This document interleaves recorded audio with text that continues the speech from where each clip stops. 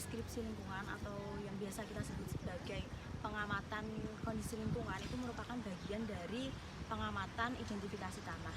Nah, kondisi lingkungan ini juga akan mempengaruhi tentang bagaimana perkembangan serta pembentukan dari tanah itu sendiri. Nah, kondisi lingkungan ini juga akan mempengaruhi beberapa sifat serta karakteristik dari tanah yang ada. Dalam deskripsi lingkungan ini ada 11 poin yang bisa kita amati. Yang pertama yaitu ada cuaca. Cuaca merupakan salah satu faktor iklim yang menentukan perkembangan serta pembentukan dari tanah tersebut. Nah, cuaca yang dicatat ini adalah cuaca ketika kita melakukan pencandraan profil ataupun pedon. Yang kedua yaitu ada posisi. Posisi merupakan titik dari pedon atau profil yang didasarkan pada garis lintang serta garis bujurnya. Nah, untuk data ini kita bisa memperoleh dari GPS atau Global Positioning System. Yang ketiga ada tinggi tempat. Nah, tinggi tempat sendiri ini adalah ketinggian dari suatu posisi dari pedon atau dari posisi suatu tempat yang didasarkan pada permukaan air laut. Jadi kita akan mendapatkan satuan mdpl atau meter di atas permukaan laut. Yang keempat ada kelerengan atau slope. Ini adalah perbandingan antara ketinggian tanah dengan jarak horizontal yang dinyatakan dalam persen atau derajat. Nah, untuk mendapatkan kelerengan ini kita memerlukan alat yang disebut klinometer. Fisiografi lahan itu adalah poin yang kelima. Nah, fisiografi sendiri ini adalah ilmu yang mempelajari tentang bentuk permukaan bumi yang dilihat dari sisi genesis ataupun dilihat dari cara pembentukan tanah tersebut. Nah, yang keenam itu ada genangan atau banjir. Nah, genangan atau banjir ini diamati dengan melihat ada tidaknya genangan atau banjir di sekitar lokasi pengamatan. Yang perlu diperhatikan dalam pengamatan genangan ini yaitu yang pertama ada frekuensi, yaitu sering atau tidaknya terjadinya genangan. Yang kedua itu ada lamanya, yaitu waktu yang dibutuhkan untuk genangan itu menyerap ke dalam tanah. Yang ketiga itu adalah kedalamannya. Lalu yang ketujuh itu ada tutupan lahan, yaitu tutupan lahan yang menutupi lahan di sekitar lokasi pengamatan. Contohnya ada pemukiman, rumputan, atau semak-semak. Tutupan lahan ini dilihat dari tutupan lahan yang paling dominan di sekitar lokasi pengamatan. Yang kedelapan yaitu ada vegetasi. Nah, vegetasi ini yaitu dengan melihat jenis tanaman yang terdapat di sekitar lokasi pengamatan. Jenis tanaman yang dimaksud yaitu jenis tanaman yang paling dominan dan jenis tanaman spesifik di sekitar lokasi pengamatan. Yang perlu diperhatikan yaitu pencatatan jenis tanamannya dan juga persentase jumlah jenis tanaman tersebut. Yang kesembilan ada geologi, yaitu penyusun dari bahan induk tanah yang dapat mempengaruhi karakteristik suatu tanah tersebut. Nah, geologi ini penentuannya didasarkan dari peta geologi. Yang ke-10 ada erosi, yaitu pengikisan lapisan tanah. Erosi ini terdapat 4 kelas. Yang pertama, ada erosi permukaan, yaitu sedikit tanah yang hilang atau tidak terbentuk saluran air. Yang kedua ada erosi alur, yaitu saluran air kecil-kecil terbentuk. Yang ketiga ada erosi parit, yaitu terbentuk saluran air yang sangat jelas. Yang terakhir yaitu erosi tebing atau terowongan, yaitu erosi yang terjadi penerobosan air melalui rekahan, pori besar, atau lubang fauna secara berlangsung sehingga terbentuknya terowongan. Berdasarkan tingkat bahayanya, erosi ini dibedakan menjadi 3, yaitu besar, sedang, dan juga rendah. Lalu pengamatan yang terakhir yaitu batuan di permukaan, dengan melihat adanya batuan yang tersebar di area lokasi pengamatan. Ya, sekarang aku akan menjelaskan mengenai alat yang digunakan untuk pengamatan lingkungan. Yang pertama ada klinometer. Klinometer ini digunakan untuk mengetahui kemiringan lereng. Dan di alat klinometer ini terdapat kompas yang digunakan untuk mengukur arah lereng. Yang kedua ada meteran. Meteran ini digunakan untuk mengukur panjang lereng. Yang ketiga itu ada GPS. GPS ini digunakan untuk mengetahui koordinat tempat dan juga tinggi tempat. Poin pertama kita lihat cuacanya. Cuaca di sekitar pedon atau profil ini menunjukkan cuaca yang cerah karena tidak terdapat awan dengan kode SU. Poin selanjutnya kita akan mencari posisi dan tinggi tempat. Kita menggunakan GPS. Yang pertama menghidupkan GPS-nya terlebih dahulu.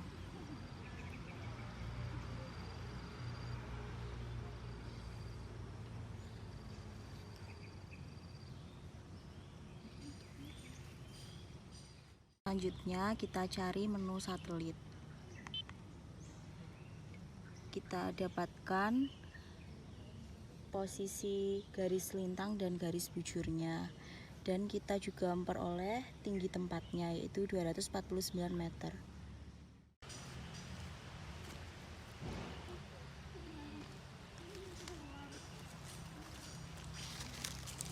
Panjang lereng kita peroleh antara jarak orang pertama dan orang kedua, dan kita memperoleh 70 cm.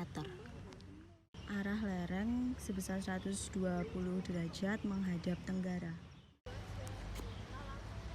Cara menentukan kemiringan lereng, kita bisa ada 2 orang, kita membidik 1 orang yang tingginya sama, kemudian kita menggunakan alat klinometer, dan di dalam klinometer ini nanti terdapat angka-angka yang menunjukkan berapa kemiringan lereng tersebut, dan kita peroleh kemiringan lerengnya sebesar 5%.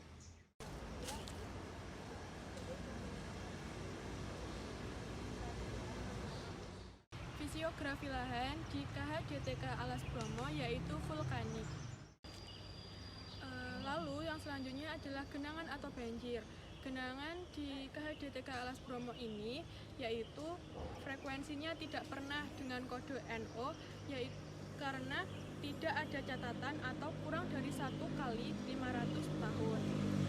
Durasinya yaitu ekstrim singkat dengan kode EB dengan kriteria 0,1 sampai kurang dari 4 jam. Yang selanjutnya yaitu pengamatan tutupan lahan. Tutupan lahan di sekitar lokasi pengamatan yaitu tutupan pohon dengan simbol T, di mana lebih dari 25% berkanopi pohon kayu.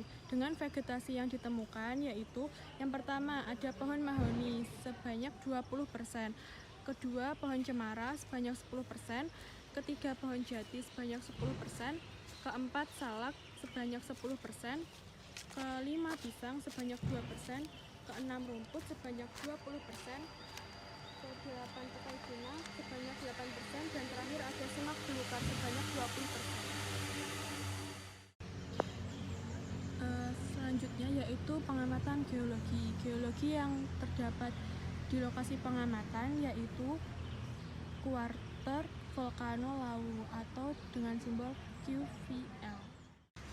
Yang selanjutnya yaitu pengamatan erosi. Bisa dilihat erosi yang terjadi di sekitar lokasi pengamatan yaitu erosi permukaan atau lembar, di mana terdapat sedikit tanah yang hilang dan tidak ditemukannya saluran air. Selanjutnya tingkat bahaya erosi yang terjadi yaitu rendah atau simbolnya R. Selanjutnya yaitu pengamatan batuan di permukaan. Bisa dilihat di sekitar lokasi pengamatan kelas sebaran batuan yaitu kelas 4, di mana jumlahnya 15-50% dari luas permukaan, jarak antar batuan kecil sekitar 0,3 meter, dan antara batu-batu besar kira-kira 0,5 meter.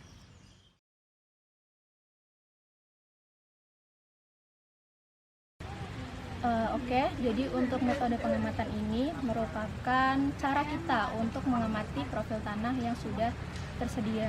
Nah, untuk metode pengamatan sendiri itu dapat dilakukan dengan profil melintang, dapat juga dengan pengeboran ataupun membuat galian sendiri, membuat batuan sendiri. Nah, untuk hal-hal yang perlu diperhatikan dalam melakukan metode pengamatan ini itu meliputi ukuran lebar, diameter, dan juga kedalaman profil tanah. Untuk jenis-jenis profil tanah sendiri dalam melakukan metode observasi itu ada 3 jenis. Yang pertama itu ada contoh terganggu, yang kedua ada contoh tak terganggu, yang ketiga ada dinding. Nah, untuk jenis profil tanah di Alas Bromo ini sendiri merupakan kategori parit atau trench dengan kode TR karena kita membuat pedonnya sendiri dengan ukuran lebih dari 1 kali 2 meter. Nah, untuk kategori maupun jenis dan juga kode-kode untuk profil tanah yang lain itu bisa dipelajari selengkapnya di dalam Juknis Praktikum Dasar-Dasar Ilmu Tanah. pada kali ini kita akan melakukan pengamatan yaitu lapisan profil tanah, yaitu dengan cara ada 3 cara, yaitu dengan mengamati warna tanah. Nah, terlihat dari pedon yang sudah dibuat yaitu ada 3 perbedaan warna tanah, yaitu yang warna tanah bagian pertama, kedua, dan ketiga. Nah, ketiga lapisan ini juga bisa ditentukan dengan cara mengatuk menggunakan belati, yaitu dengan cara seperti ini.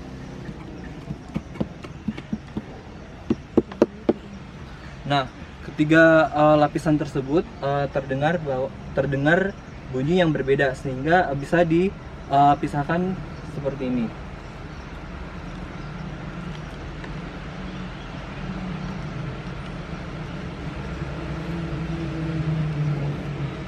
Nah, setelah cara melakukan dengan mengetuk belati ke lapisan tanahnya, kita bisa menggunakan belati lagi dengan cara menusukkannya ke tanahnya, tiap lapisan tanahnya, untuk menentukan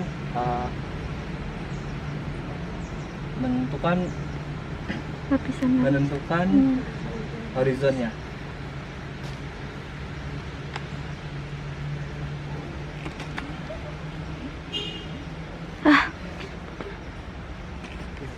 Aduh, Flur.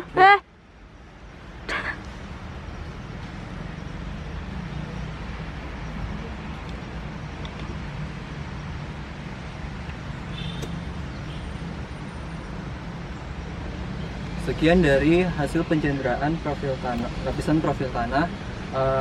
Kesimpulannya yaitu dalam menentukan lapisan profil tanah bisa dilakukan dengan menentukan warna tanah dan menggunakan belati untuk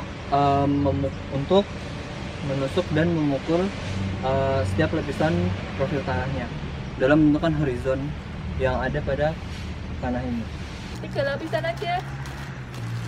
Ayo cek asain. Belajar ya.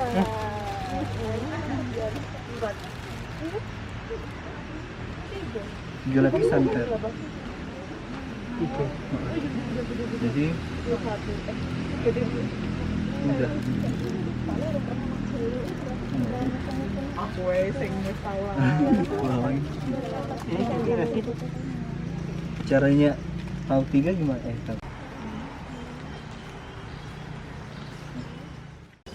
Setelah menentukan lapisan profil tanah, kita menggunakan tali rafia dan tusuk gigi yang akan ditancapkan di setiap lapisan yang sudah dibuat tadi. Nah, tujuan dari memberi batas-batas menggunakan rafia ini yaitu untuk menentukan batas-batas horizonnya dan juga untuk menentukan kedalaman jeluknya. Baik, selanjutnya adalah menentukan jeluk. Jeluk itu merupakan kedalaman atau ketebalan dari horizon. Diukur menggunakan penggaris dengan satuan sentimeter. Nah, ini kan sudah ditentukan batas-batas horizonnya ada 5 lapisan. Jadi untuk lapisan pertama jeluknya itu 0 sampai 20 cm.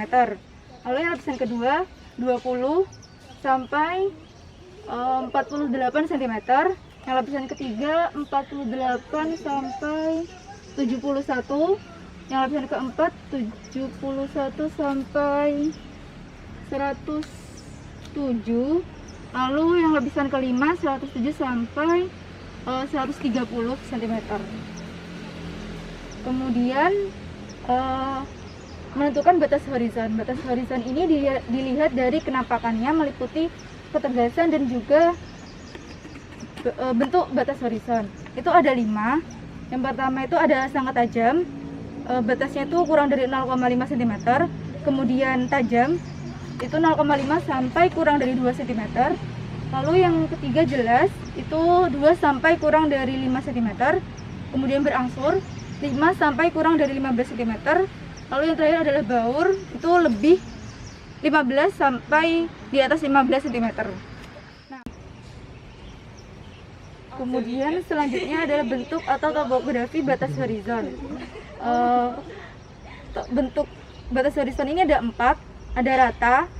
Itu kriterianya adalah rata dengan sedikit atau beraturan.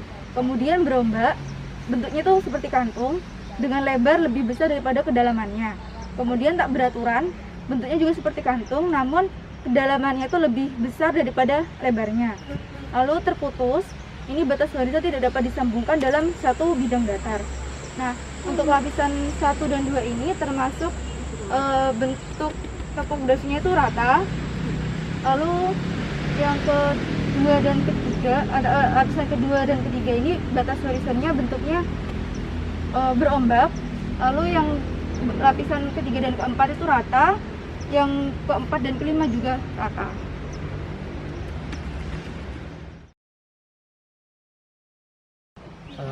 Selanjutnya adalah pengamatan perakaran. Pada pengamatan perakaran ini sangat perlu diperhatikan yaitu ukuran dan jumlah perakaran pada setiap horizon. Nah, klasifikasi perakaran ada dua, yaitu berdasarkan ukuran dan jumlah akar pada setiap horizon.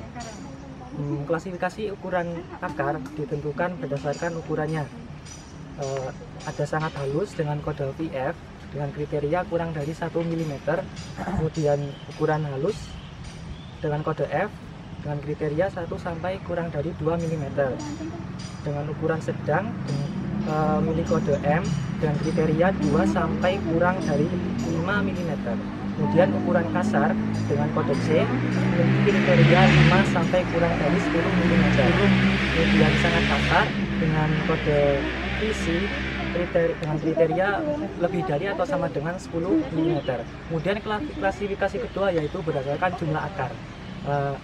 Berdasarkan ukurannya yaitu sedikit, ukuran jumlahnya yaitu sedikit dengan kode 1, kriteria 0,2 sampai kurang dari 1 persatuan luas.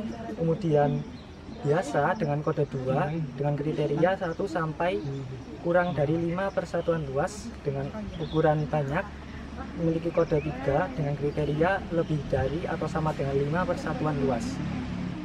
Pada horizon yang pertama ditemukan ukuran akar sangat kasar karena ukurannya lebih dari atau sama dengan 10 mm. Pada horizon kedua ditemukan sedikit akar dengan klasifikasi ukuran sangat halus karena ukurannya kurang dari 1 mm. Kemudian pada horizon ketiga ditemukan akar yang sangat kasar dengan kriteria lebih dari atau sama dengan 10 mm. Kemudian pada horizon selanjutnya tidak ditemukan perakaran.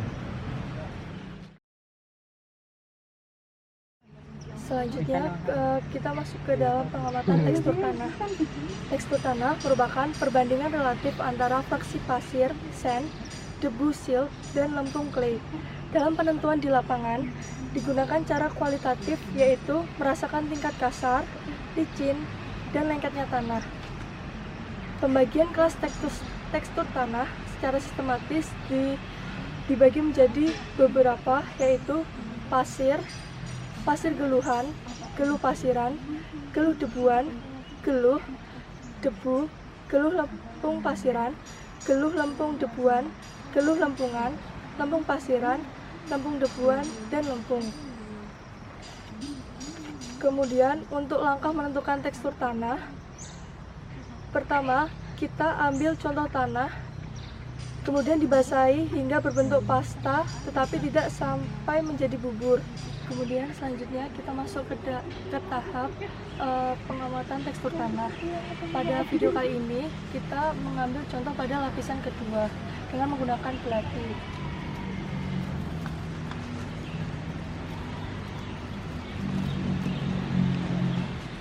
Kemudian tanah yang sudah diambil kita basahi dengan menggunakan air.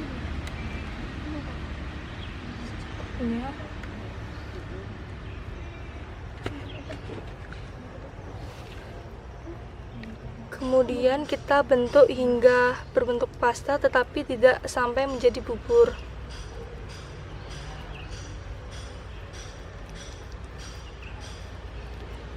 Jika sudah, tanah kemudian diremas-remas hingga berbentuk bola.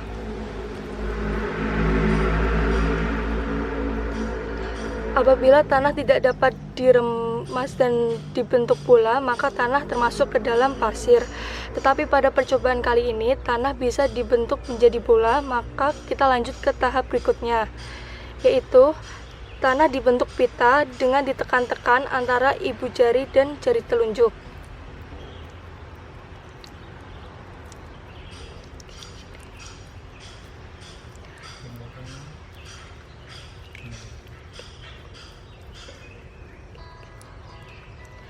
Apabila tanah tidak dapat dibentuk pita dengan ibu jari dan jari telunjuk, maka tanah termasuk ke dalam pasir geluhan. Tapi pada percobaan kali ini, tanah bisa dibentuk pita, maka kita lanjut ke tahap selanjutnya, yaitu dibuat bubur dan dirasakan antara jari telunjuk dan telapak tangan. Apabila ukuran tanah ini kurang dari 2,5 cm, maka termasuk ke dalam jenis tanah geluh pasiran atau geluh debuan atau geluh. Tetapi jika ukurannya 2,5 sampai 5 cm, termasuk ke dalam kriteria geluh lempung pasiran atau geluh lempung debuan atau geluh lempungan. Tapi apabila ukurannya lebih dari 5 cm, itu termasuk ke dalam kriteria lempung pasiran atau lempung debuan atau lempung. Kemudian pada percobaan di lapisan kedua tadi, ternyata tekstur tanah yang dimiliki itu agak kasar, mudah dibentuk bola, dan sangat lengket. Maka pada lapisan kedua tadi, tanah termasuk ke dalam kriteria lempung pasiran. Sekian penjelasan mengenai tekstur tanah. Terima kasih. Berikutnya kita akan melakukan pencanderaan mengenai struktur tanah. Struktur tanah sendiri merupakan bentukan yang terjadi secara alami yang tersusun oleh partikel-partikel tanah yang menjadi agregat tanah hasil dari proses pedogenesis. Dalam pengamatan struktur tanah dilakukan meliputi 3 hal, yaitu tipe, ukuran, dan derajat struktur.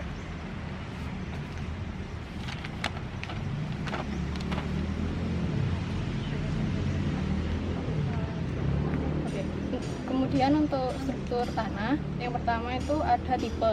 Tipenya sebagai contoh pada lapisan pertama termasuk tipe granular. Kemudian untuk ukurannya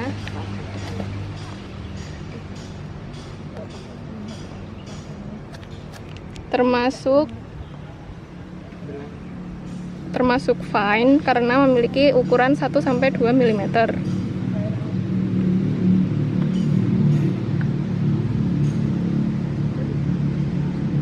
Kemudian derajat kekerasan dari struktur tanah ini yaitu tak berstruktur karena tidak berbentuk ketika berada di atas tanah.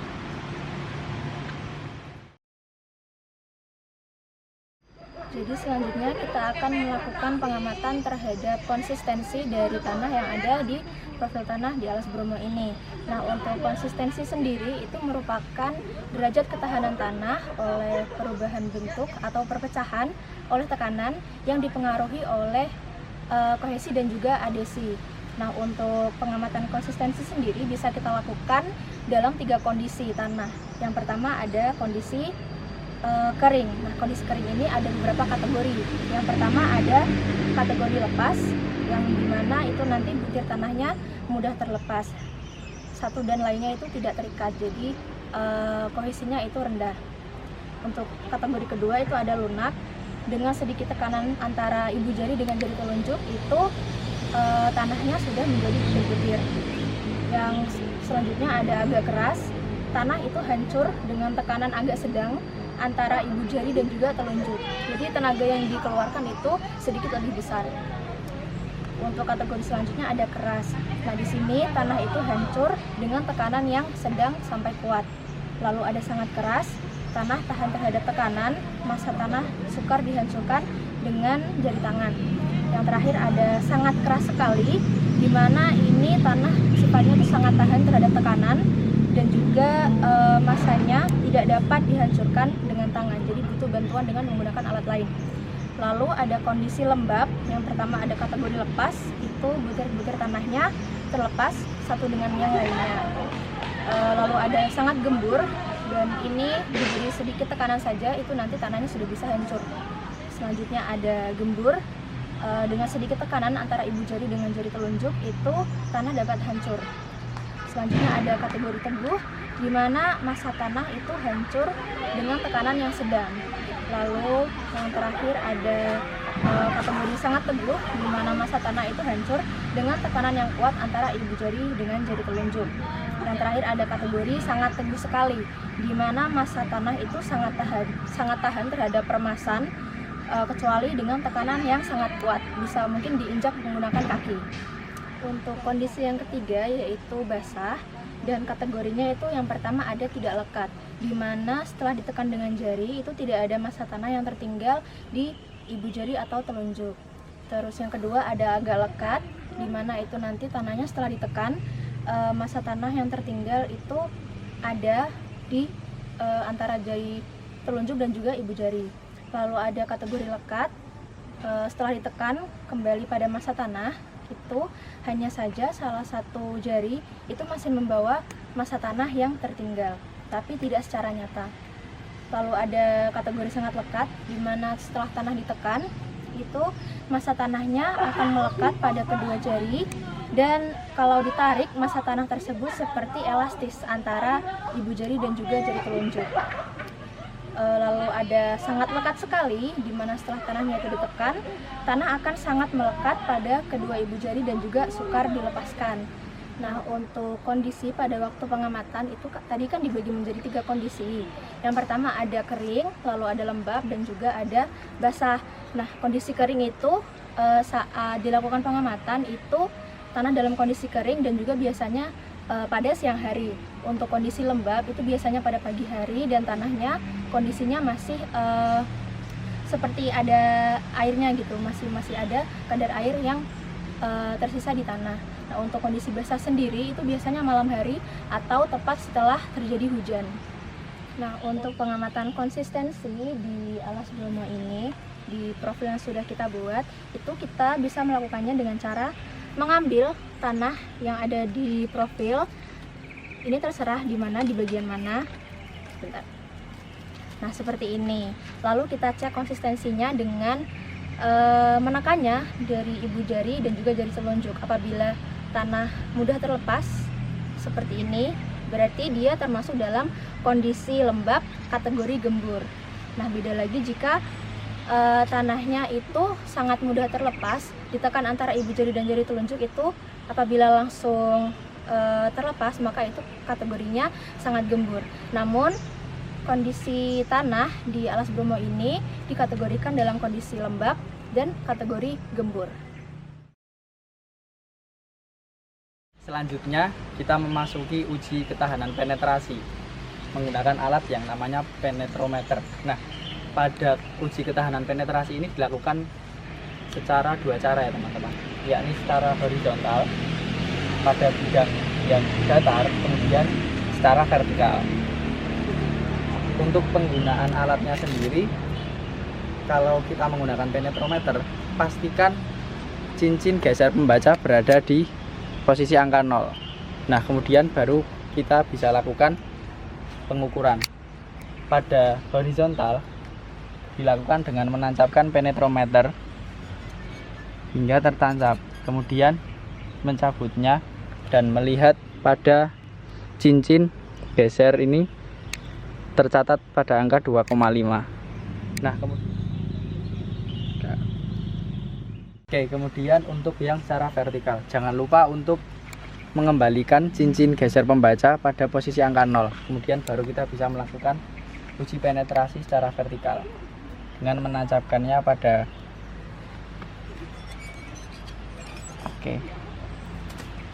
Nah, di sini kita dapatkan angka 3,5 ya teman-teman.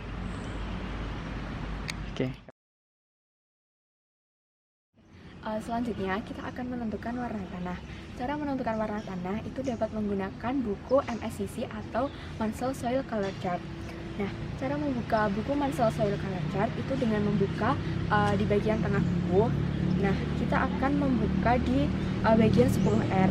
Nah, kenapa kita buka di bagian 10R? Karena kalau semakin ke kiri, warna tanah itu akan semakin keabuan.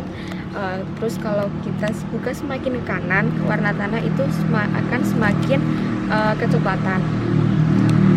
Buku Mansell Soil Color Chart ini terdapat hue, terus ini ada value, terus dan ini ada chroma. Oke, kita akan mengambil sedikit bagian tanah untuk kita tentukan warnanya. Setelah kita ambil sedikit bagian dari tanahnya, kita akan menentukan warna tanah mana yang cocok di buku Mansell Soil Color Chart.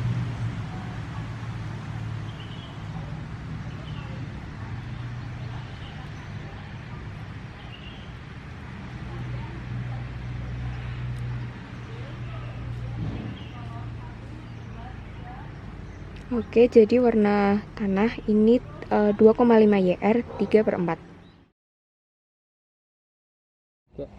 Oke, selanjutnya saya akan menjelaskan mengenai konsentrasi. Di dalam tanah biasanya terdapat adanya sekumpulan bahan tanah baik yang berbentuk tertentu maupun yang tidak beraturan. Biasanya bahan tanah tersebut mempunyai warna yang kontras dengan warna tanah di sekitarnya. Bahan ini merupakan akumulasi dari bahan-bahan tertentu baik yang baru terbentuk maupun yang sudah lama terbentuk dan mengeras. Kemudian tingkatan dari akumulasi bahan-bahan secara berurutan adalah sebagai berikut. Yang pertama ada massa, yakni akumulasi atau konsentrasi bahan yang tidak tersementasi dan biasanya tidak dapat dipisahkan dengan tanah di sekitarnya. Bahan-bahan yang terkonsentrasi biasanya mengandung kalsium karbonat, kristal gipsum halus, atau garam-garam mudah larut atau oksida-oksida besi dan mangan. Yang kedua ada nodul, konsentrasi bahan yang tersementasi dan dapat dipisahkan dari tanah di sekitarnya. Yang ketiga ada konkresi, yakni hampir sama dengan nodul, hanya saja pada bagian dalamnya mempunyai bentuk simetris menyeliputi suatu titik, garis atau dataran. Selanjutnya ada kristal, yakni terbentuk di tempatnya berada, bisa dengan individu maupun klaster atau kelompok. Yang selanjutnya ada plintit, yakni konsentrasinya biasanya berwarna kemerahan, kaya besi, dan miskin bahan organik dengan sementasi yang kuat serta mempunyai derajat teguh sampai sangat teguh atau keras sampai sangat keras. Biasanya dengan ujung pisau cukup tahan untuk ditembus. Ukurannya antara 5 sampai 20 mm. Pada kondisi basah atau lembab, warnanya tidak luntur di tangan dan terasa kering ketika diusap walaupun dalam kondisi basah. Dan yang terakhir ada batu besi atau ironstone yang merupakan konsentrasi bahan yang tersementasi kuat. Tetapi warna tanah dapat luntur dan terasa basah ketika diusap pada kondisi basah. Hanya saja pada bagian inti atau dalam tidak mengalami kelunturan. Kemudian pada alas bromo ini, pada profil tanahnya tidak terdapat konsentrasi.